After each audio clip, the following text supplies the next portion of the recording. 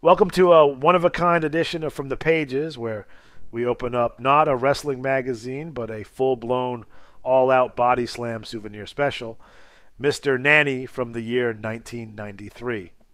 Yes, this is the official companion to the movie that dropped Hulk Hogan into a pink tutu and into your hearts.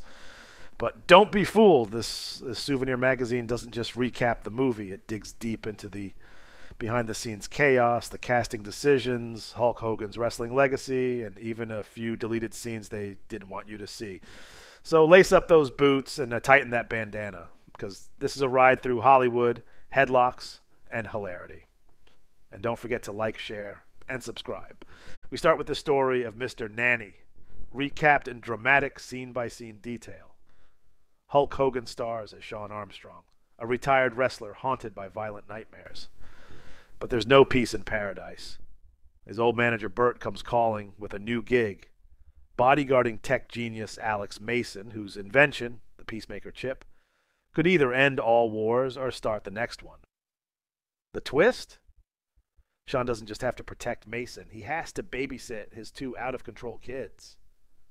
The chaos kicks off fast: electric shocks, bowling balls to the face, shower traps, gym sabotage, and flower bombs.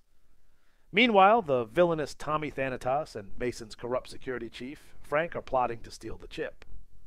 What unfolds is part home invasion comedy, part superhero origin, and part redemption story, as Sean transforms from grumpy grappler to unlikely guardian. The movie ends with a rocket-powered villain launch, a heartfelt goodbye, and, of course, one last booby trap from the kids. Next up is a massive Hulk Hogan spotlight, and it's a full-on history lesson in Hulkamania. We follow Terry Bollea's rise from Venice Beach to Madison Square Garden, where he defeated the Iron Sheik in 1984 to become WWF champion. From slamming Andre the Giant in front of 93,000 at WrestleMania 3 to battling the Ultimate Warrior, Sergeant Slaughter, and even The Undertaker, this tribute covers every moment of glory and every betrayal. The article explores Hogan's transition from the ring to the screen with early roles in Rocky III, No Holds Barred, and Suburban Commando. It hypes up his return at WrestleMania 9 and proclaims that Hulkamania is far from over. Whether he's holding a leg drop or a tea set, Hogan is still the hero. We also get in-depth casting profiles, starting with Madeline Zima, who plays Kate Mason. She landed the role after a massive casting search with over 1,000 hopefuls.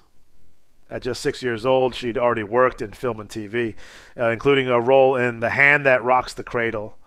Her co-star, Robert Gorman, who plays Alex Jr., was a veteran of movies like Forever Young, Leprechaun, and Don't Tell Mom the Babysitter's Dead. These two kids weren't just actors, they were scene stealers. We also meet Sherman Hemsley, best known as George Jefferson, who plays Bert.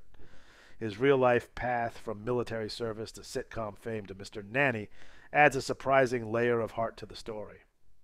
Then there's Austin Pendleton, the nervous genius inventor dad, who brings gravitas from roles in My Cousin Vinny and Short Circuit, but the wildest casting story belongs to David Johansen, a.k.a. Buster Poindexter, a.k.a. Tommy Thanatos, a punk rock legend, glam rocker, and now electro-charged movie villain with a steel plate in his skull.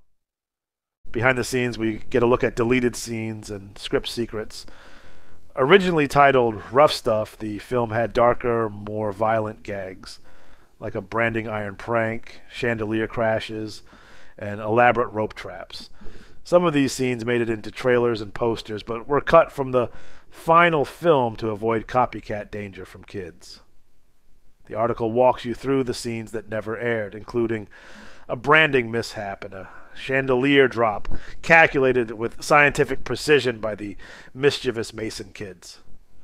The tone is fun, self-aware, and reminds readers that not everything filmed ends up on the screen. Production-wise, Mr. Nanny was filmed entirely in Miami, Florida, using local studios and Everglades locations.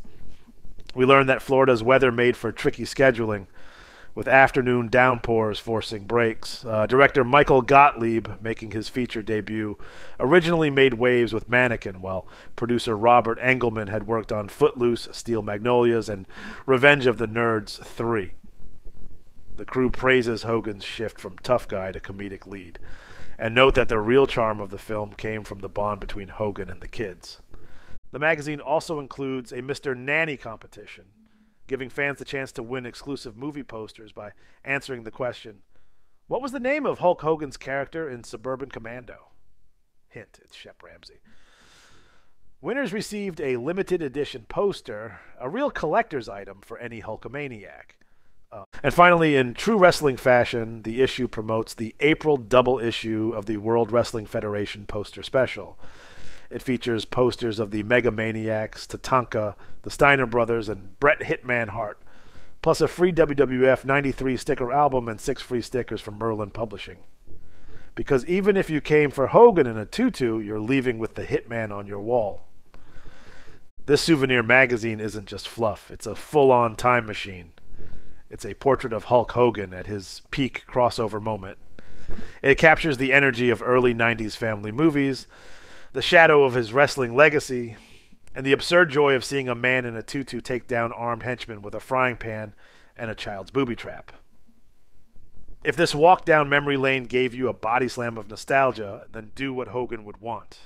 Like, share, and subscribe for more deep dives, retro reviews, and wrestling history every single day. This has been From the Pages. See you in the next one, brother.